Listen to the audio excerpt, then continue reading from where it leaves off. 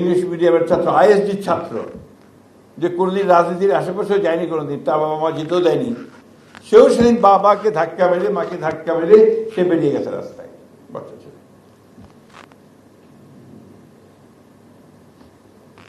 কষ্ট হয়। আমার এই 4-5 মাসের মন্ত্রিত্বের অভিজ্ঞতা আপনাদেরকে বলা দরকার। আমি দেখছি যে কিছুই বদলায়নি।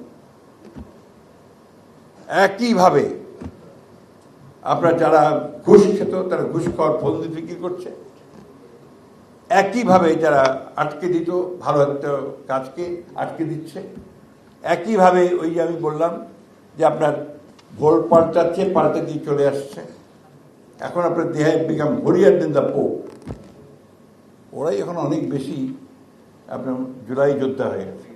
অপটিক্যাল ব্রাইটেনার, কালার গার্ড এবং জার্ট লক সমৃদ্ধ অ্যাডভান্স ফর্মুলায় এলো নতুন রে ডিটারজেন্ট পাউডার।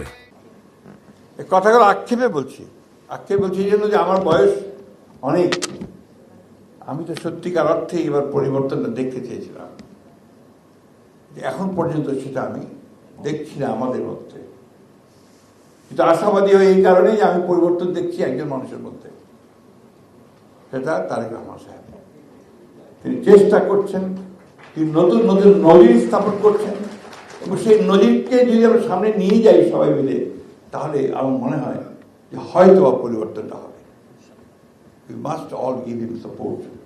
সবাই মিলে তাকে সমর্থন দেওয়া দরকার।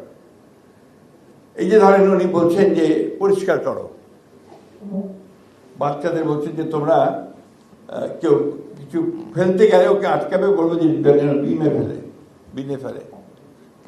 কর্পোরেশন, সিটি কর্পোরেশনকে বলছেন যে তোমরা পরিষ্কার করো, কিন্তু হচ্ছে যতক্ষণ উনি থাকছেন বা কেউ থাকছে, তারপরে আবার সেই দিকে সেই হয়ে যাচ্ছে। এই যে মন মানসিকতার পরিবর্তনের তা আনতে হবে, সকলকে আনতে হবে। আমি এই কথাগুলো এই জন্য বলছি যে আমরা তার দেখতে চাই না যে আর কোনো স্নিগ্ধ তার ভাইয়ের জন্য আক্ষেপ করুক। আমরা আর দেখতে চাই না যে আবু সাইদের বাবা মা যারা তাদের একমাত্র সন্তান নয় বা উপার্জনকারী সন্তান, পড়তো এবং আপনার সেই সঙ্গে টিউশনি করতো, এই উপার্জনকারী সন্তানকে হারাতে হয়, ওয়াসিলকে হারাতে হয়, সেই ছোট্ট বাচ্চাগুলোকে হারাতে হয়। এটা আমরা কেউ চাই না। আর সেই জন্যই আমরা নতুন করে কাজ করতে চাই।